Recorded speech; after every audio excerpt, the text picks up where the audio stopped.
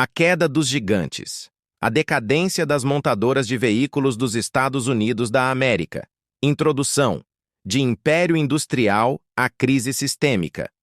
Durante boa parte do século XX, os Estados Unidos foram o símbolo máximo da Revolução Industrial moderna. Sua indústria automobilística transformou não apenas a paisagem urbana, mas também os hábitos, a cultura e a identidade do povo americano. Empresas como Ford, General Motors e Chrysler não só dominaram o mercado interno, mas também exportaram seu poderio para o mundo inteiro. Em seu auge, Detroit era chamada de Motor City e representava o coração pulsante da economia americana. Porém, em pleno 2025, esse império dá sinais cada vez mais evidentes de esgotamento. Uma combinação de fatores internos e externos, econômicos, políticos, tecnológicos e sociais, mergulhou as montadoras americanas em um ciclo de crise aparentemente irreversível. O que antes era sinônimo de força, hoje é motivo de preocupação. Demissões em massa, fábricas fechadas, fuga de investimentos, perda de liderança tecnológica e um colapso na reputação global. Parte 1. O colapso das fábricas. O início do fim.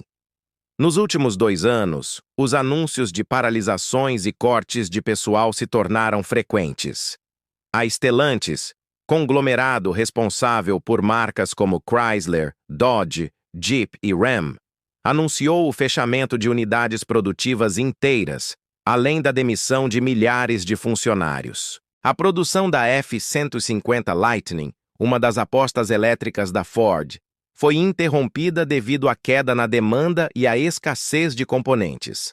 A Nissan, com forte presença nos EUA, iniciou um plano de desligamento em massa em sua fábrica de Canton, no Mississippi. O que chama a atenção é a rapidez com que a crise se espalhou. Áreas administrativas, de engenharia e até mesmo setores estratégicos de inovação foram atingidos. Isso revela que o problema não é apenas de fluxo de caixa, mas de modelo de negócios ultrapassado. A velha engrenagem da indústria automobilística americana começa a travar em todos os seus níveis. Parte 2. Tarifas, nacionalismo econômico e o efeito bumerangue. Um dos gatilhos da atual crise foi a política protecionista adotada durante e após o governo de Donald Trump. Na tentativa de trazer empregos de volta e proteger a indústria nacional, o governo impôs tarifas de 25% sobre veículos, autopeças e componentes importados, especialmente da China, Europa e América Latina. O problema? Muitas montadoras americanas dependem dessas importações para manter sua produção ativa e competitiva. Ao invés de fortalecer a indústria local, as tarifas encareceram insumos, desaceleraram a produção e afastaram investidores.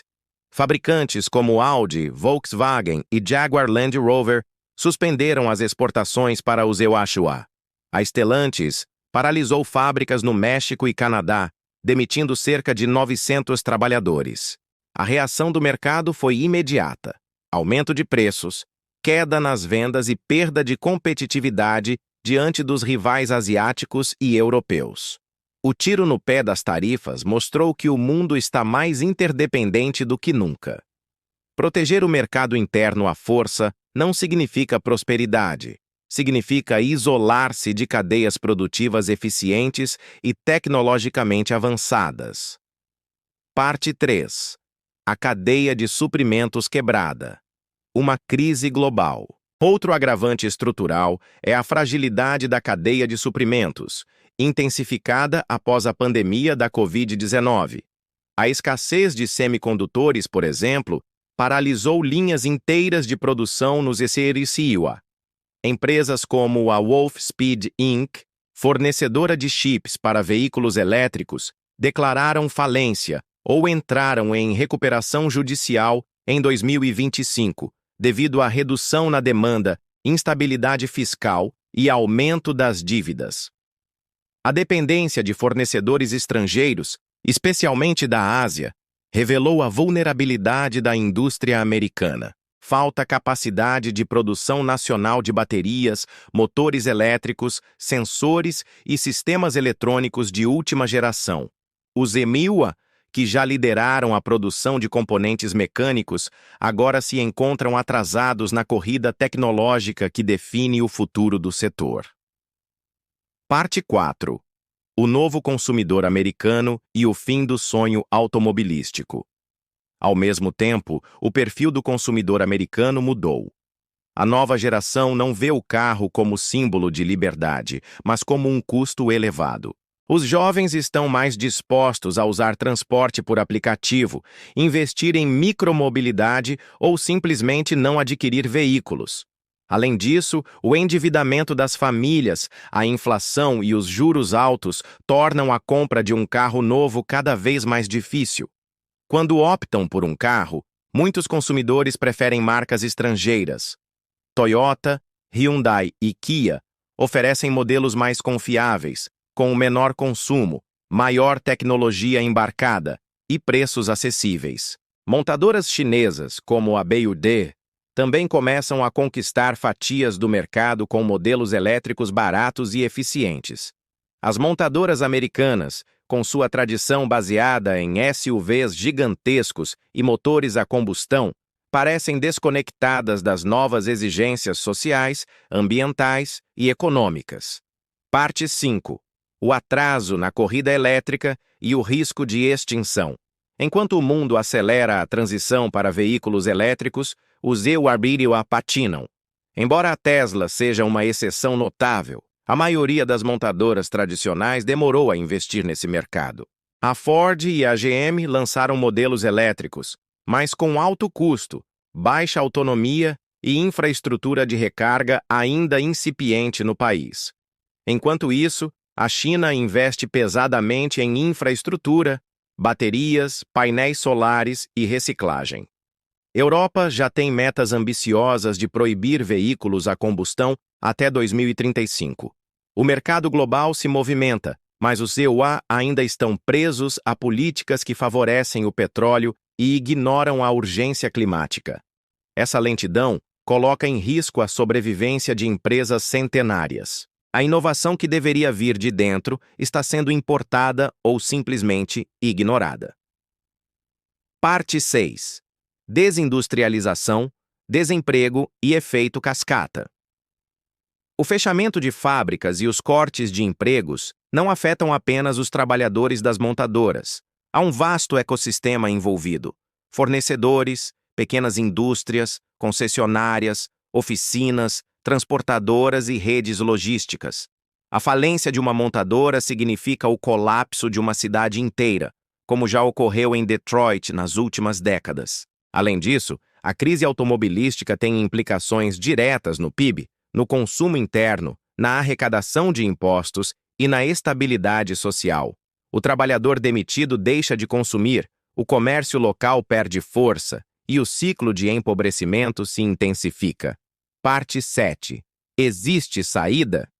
O que os EUA precisam fazer urgentemente? Ainda há tempo para reverter a decadência, mas isso exigirá coragem política, visão estratégica e investimento massivo. Eis algumas medidas cruciais. Reindustrialização verde, com foco em produção nacional de veículos elétricos e componentes de alta tecnologia. Incentivo à inovação, com estímulo à pesquisa, desenvolvimento e parcerias com universidades e startups.